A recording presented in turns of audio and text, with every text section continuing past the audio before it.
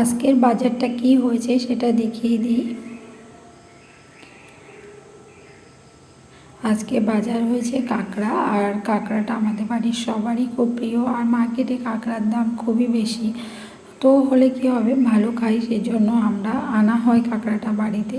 তো চলো কাঁকড়াটা রান্না করে দেখিয়ে দিই। কাঁকড়াটা প্রথমেই কেটে ধুয়ে নিতে হবে, পরিষ্কার করে নিয়ে কড়াইতে একটু জল দিয়ে লবণ দিয়ে আমি কাঁকড়াটা একটু সিদ্ধ করে নিলাম।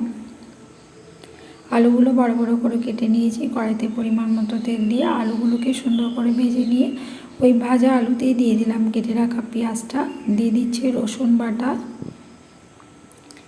দিয়ে দিচ্ছি জিরে ধনে আদা বাটা, আর একটা পাকা টমেটো দিয়ে ভালো করে কষিয়ে দিয়ে দেবো পরিমাণ মতো জল।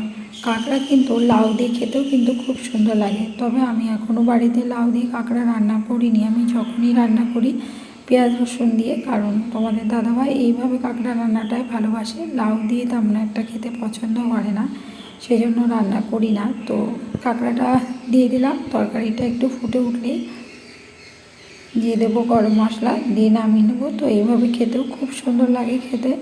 আর কাঁকড়ায় প্রচুর ক্যালসিয়াম থাকে, বাচ্চাদের জন্য ভালো আর বড়দের জন্য ভালো, তবে দাঁতে একটু জোর থাকা চাই কাঁকড়া খাওয়ার জন্য। তো আমার রান্না হয়ে গেল। তো এই পর্যন্ত, নতুন কোনো ভিডিওতে আবার দেখা হচ্ছে।